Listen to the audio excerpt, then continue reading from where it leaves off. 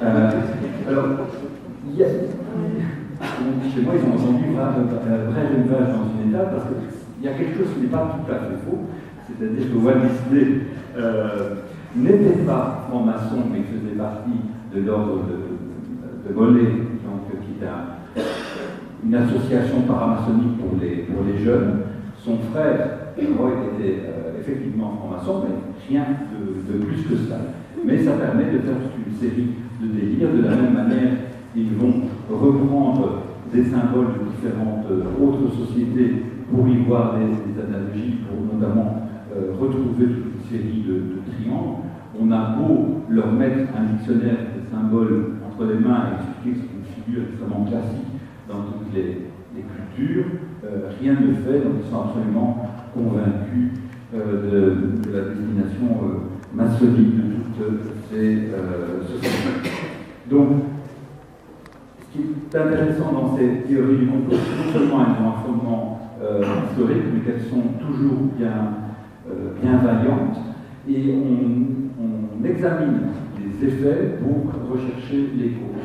Donc en France, je peux faire allusion aux manifestations récentes, par exemple contre le mariage pour tous. Eh bien, voilà une loi qui ne plaît pas à une certaine partie de la population fort active pour l'occasion. Il constate, à la lecture de certains articles de presse, parfois aussi de certains reportages faits par des obédiences, qu'un certain nombre de membres du gouvernement sont francs-maçons, et donc pour eux, cette loi a été poussée par un gouvernement franc-maçon aux ordres des obédiences. D'ailleurs, les journaux comme l'Express, on voit François Coche qui dit « Le Grand Orient de France est bien représenté au sein du nouveau gouvernement », comme si le fait qu'un membre du gouvernement appartenant à une loge de telle obédience, ça voulait dire nécessairement qu'il va recevoir des ordres de cette obédience. Quand on connaît le sens de la liberté de la plupart des maçons, on a du mal à imaginer qu'ils reçoivent des ordres d'une obédience ou d'un quelconque grand maître. Et donc, ils en reviennent à ce schéma. Une loi ne nous a pas plu, on fait marche arrière et on voit qu'il y a un gouvernement maçonnique, on voit derrière des obédiences et on imagine qu'en loge, comme il peut y avoir des discussions de type sociétal, on a décidé d'un plan d'action tel que celui-là, alors qu'on peut leur expliquer et leur répéter dans loge, quelles que soient les conférences, les sujets qui y sont traités, il y a un échange mesuré et il n'y a pas de prise de position et certainement pas de consigne à transmettre, que ce soit à un gouvernement ou que ce soit à des députés. Peut-être encore un point sur cette question de complot. Ce qui est intéressant aussi, c'est la manière de penser de ces complotistes. J'évoquais hier cette fameuse discussion sur l'alliance entre juifs et maçons, donc qui est une thèse extrêmement populaire dans certains milieux. Donc soit les maçons sont les alliés des juifs, soit ils sont instrumentalisés selon eux. Et dans ces milieux-là circulent toujours les protocoles des sages de Sion. Vous savez, les sages de Sion se seraient divisé le monde et auraient envisagé dans la conquête du monde avec toute une série de créatures dont les maçons. Les anti-maçons, certains d'entre eux savent pertinemment bien que les protocoles des sages de Sion sont un faux, mais ils vont vous dire et ils vont vous écrire, ce n'est pas parce que ce document est un faux que ce qu'il dit n'est pas vrai. Ça, c'est typique d'une certaine pensée conspirationnelle. Peut-être m'arrêter là, je reprendrai tout à l'heure d'autres exemples de présence de cette antimaçonnisme, notamment dans les mouvements évangéliques, où les théories du complot seront aussi très très. Chère Laurence. Merci. Bonjour à tous d'abord. Je vais amener un point de vue peut-être un petit peu différent, parce que je me place du point de vue de la philosophie. Et c'est vrai que quand on analyse la définition du complot, c'est vrai qu'on revient à ce qu'a dit Jacques au tout début de l'intervention, en les localisant différemment.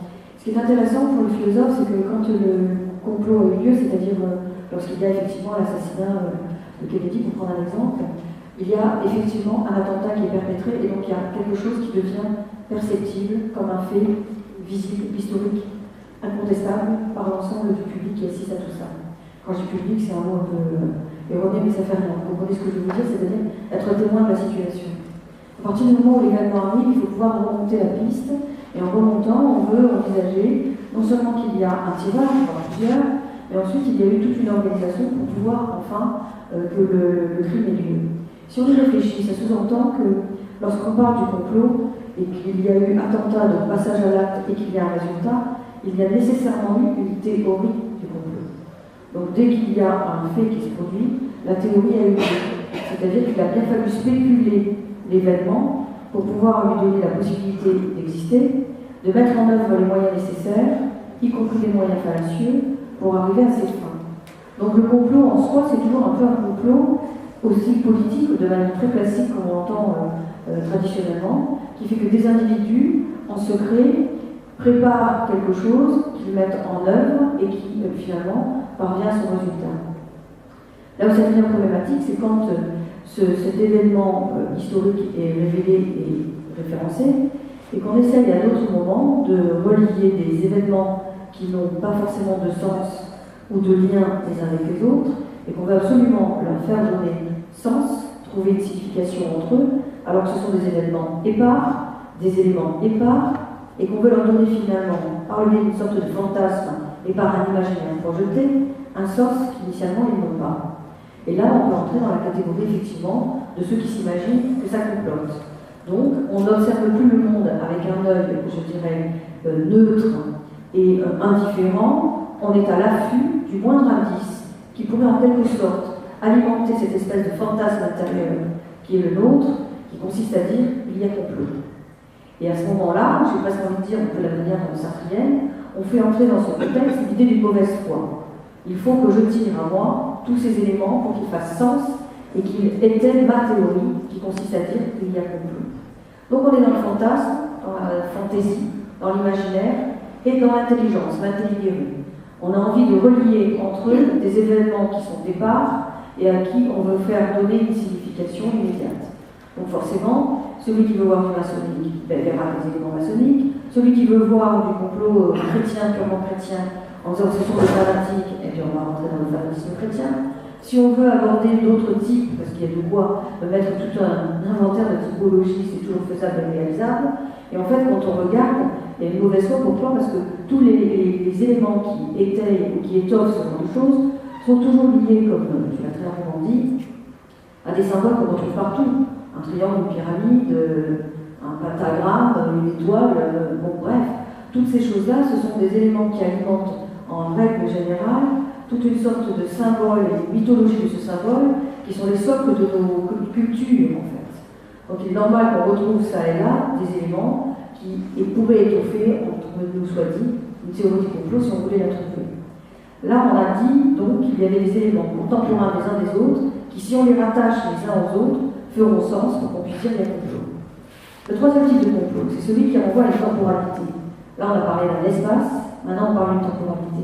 C'est-à-dire que si on considère que, depuis l'origine des temps, un certain nombre d'individus ont comploté entre eux, comme si tu avais posé des symboles. Les symboliums, vous vous rappelez, le symbole, c'est une espèce de disque en terre, on coupe en deux, chacun a un morceau, et on est donc chacun dépositaire, ou en tout cas, chacun détenant un secret, ou une propriété si c'est un terrain.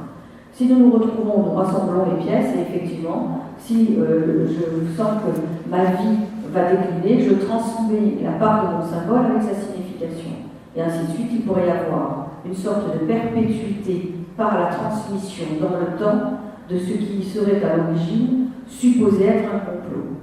Ce qui veut dire qu'il faut placer derrière tout ça non seulement des intelligences plus ou moins bienveillantes. Pourquoi plus ou moins? Parce que soit vraiment elles en veulent à l'humanité et veulent en quelque sorte lutter contre elles, soit ces personnes ne veulent pas l'humanité mais le pouvoir, soit un pouvoir affirmé par une souveraineté, soit un pouvoir affirmé par le financier. C'est toujours sur ces points-là qu'on revient. Le pouvoir, la puissance, la finance, et vous alimentez tout ça d'une sorte de fantaisie qui fait qu'on retrouve des symboles qu'on retrouve dans quasiment tous les manuels, dans toute l'histoire de l'humanité, et donc vous avez le cocktail suffisant pour alimenter le fantasme et faire que finalement, aujourd'hui, plus que jamais, certains évoquent encore la théorie du complot. Donc vous voyez, il y a un rapport au temps, il y a un rapport à l'espace, il y a un rapport à un acte qui peut effectivement avoir eu lieu. Quand l'acte a eu lieu, le complot était réel. Quand on n'a pas trouvé d'acte, ça veut dire qu'on est dans la fantaisie et qu'on fantasme l'idée. Moi, ce qui m'interpelle en plus, parce que ça, c'est des éléments, on va dire, premiers, c'est de l'ordre du constat, c'est qu'on se rend compte qu'aujourd'hui, nous sommes dans une société où le monde est devenu un village. En philosophie, on appelle ça le local. C'est-à-dire que plus ça va, plus nous restons dans notre localité, mais plus nous sommes informés par un réseau d'événements ou d'éléments, Internet notamment, qui nous permettent de connaître le monde comme s'il s'agissait d'un village. Ce qui fait qu'à un moment donné, effectivement, ce que l'on ne pouvait pas voir au premier abord, on peut le voir en ne bougeant pas de chez soi, à partir de toutes ces images qui nous sont données, livrées, transmises, avec parfois une orientation voulue, et d'autres fois, on va dire que c'est de l'ordre du hasard, comme tu l'as évoqué pour la jeune femme là, qui fait un geste qu'on peut interpréter comme maçonnique. Ce qui fait qu'au bout du compte, on réalise que cette terre qui est devenue le petit village, finalement on ne se rend plus compte de cette distance et de cette dimension, et on a l'impression que ça complote partout, puisqu'on a une multiplication des effets qui consisterait à dire qu'il y a effectivement un complot par des images, par des espèces de preuves qu'on veut nous avancer. Ce qui m'interpelle en tant que philosophe, c'est qu'en réalité on veut donner sens à de l'invisible. L'invisible est quelque chose qui est absolument troublant pour nous. Pourquoi la crise? Parce qu'on ne voit pas l'espoir d'en sortir. Pourquoi dire on verra avec les banques comment on pourra financer, comment on va faire de l'intérêt? C'est parce que tout ça, c'est des promesses à venir, mais en réalité, on ne voit rien.